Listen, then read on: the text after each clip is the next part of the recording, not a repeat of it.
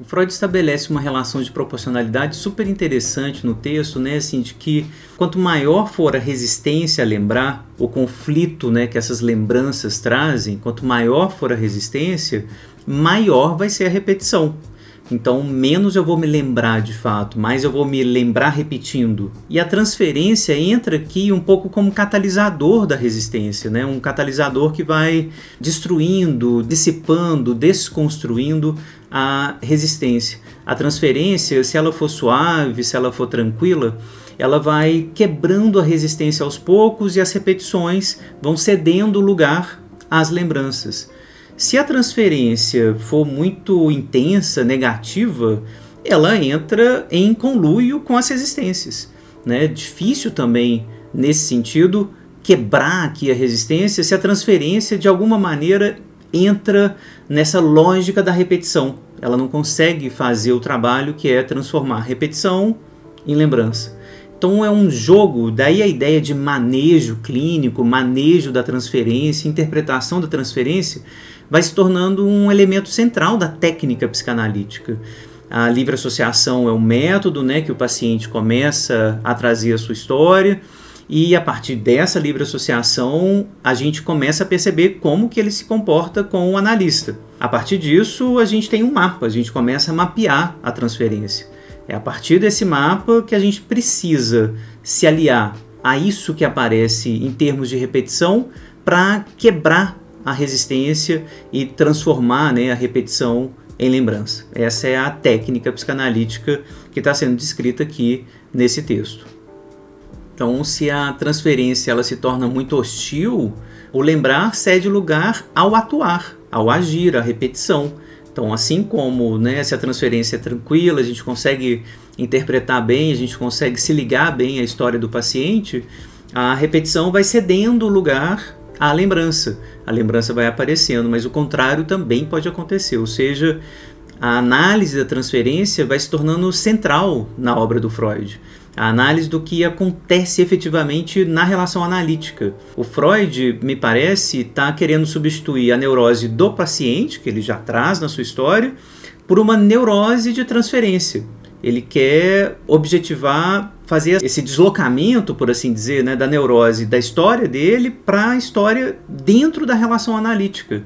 É como se ele criasse um ambiente fechado, por assim dizer, onde ele teria as melhores condições para ver, mapear as repetições, mapear as fantasias dentro daquele ambiente, dentro do enquadre psicanalítico. Então, esse deslocamento, né, da neurose individual na história do paciente para uma neurose transferencial, uma neurose da transferência, é uma das técnicas mais interessantes que o Freud inventou, exatamente porque a partir dessa relação a gente sabe que essas repetições que se dão no enquadre, dentro do enquadre psicanalítico, com o analista, são repetições que estão acontecendo fora da vida do paciente como um todo. Então, a ideia é tentar produzir efetivamente uma neurose de transferência. E o que o paciente repete? Diz o Freud aqui na 156. Ele repete tudo que já se impôs a partir das fontes do seu recalcado, em sua essência evidente. Suas inibições e posições inviáveis, seus traços de caráter patológicos. Então, tudo que é essencial a ele, tudo que é inibição, posição inviável, traços patológicos, tudo isso ele vai repetindo. Tudo o que nos compõe efetivamente como subjetividade. O que o Freud está apontando aqui é que o comportamento humano ele está regulado por aquilo que é recalcado, por aquilo que é pulsional, aquilo que é desejo inconsciente. É essa a ideia do Freud, que isso não pode ser nomeado mesmo, a gente não tem uma narrativa toda completa, né, sobre o que a gente gosta, sobre o que a gente deseja, por que a gente ama do jeito que a gente ama. A gente vai descobrindo isso por meio das repetições.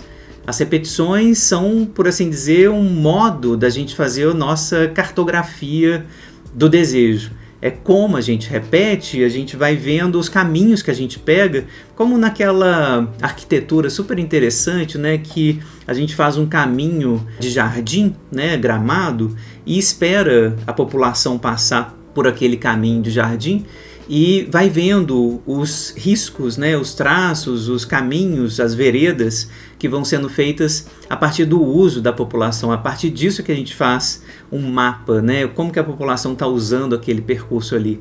Da mesma forma, a repetição vai ser vista por nós quando a gente consegue historicizar as nossas relações amorosas, o que eu estou vendo, né, na minha esposa ou no meu parceiro, o que tem da minha mãe, do meu pai. E essas repetições, quando elas vão se tornando mais abundantes, né, a gente vai tendo mais história de vida e vai vendo, a gente vai vendo o caminho que elas vão tomando. É a partir disso, isso envolve tudo, o que a gente é, a nossa patologia, o nosso sintoma, enfim, tudo, né? O nosso estilo. E é isso, mapear isso, ver esses caminhos que vão aparecendo, é parte da perlaboração, é parte do que a gente precisa fazer para, numa visão de cima, ter um mapa disso, das nossas repetições, e aí decidir. Eu posso, quero, devo mudar? Eu posso contrapor essas repetições a algum outro tipo de comportamento? Na medida em que eu vou entendendo, compreendendo, dando sentido a essas repetições, a possibilidade de mudança vai se tornando cada vez maior também. Não é fácil mudar, né? O trabalho terapêutico, de maneira geral, demora muito, exatamente porque a gente vai percebendo as forças, fontes pulsionais dessas repetições, por isso que demora tanto a mudar. A gente não tem uma técnica, né, terapêutica para dizer, eu vou fazer um exercício em 10 sessões, né, eu vou parar de procurar parceiras com essa e essa característica. Não é assim, né? As repetições, elas estão marcadas no nosso corpo, elas estão marcadas no nosso desejo, e elas são difíceis porque elas são pulsionais, elas são como a gente foi constituído praticamente, é o jeito que a gente ama, o jeito que a gente deseja, o jeito que a gente vê o mundo. Então mudar isso demora muitíssimo, e é esse o trabalho da análise. Então, de alguma maneira, deixar mais claro, né, deixar visível, por assim dizer, para que o paciente possa, aí sim, ter mais elementos, condições de possibilidade para decidir o quanto ele quer, ou ele pode, ou ele deve mudar. Isso está posto desde o início na análise. Não quer dizer que a gente vá mudar ou vá conseguir mudar, mas algum jogo, né, com relação a esse desejo, as nossas repetições, certamente a gente consegue fazer. E há mudanças, a gente sabe disso ao longo do processo analítico, mudanças importantes com relação às repetições. A grande questão é alertar já todo mundo, né, não sei se vocês já fizeram aí trabalho de análise, alertar com relação à dificuldade disso. A repetição, ela está aí não por um capricho, mas é porque isso está marcado no nosso corpo a partir da nossa história.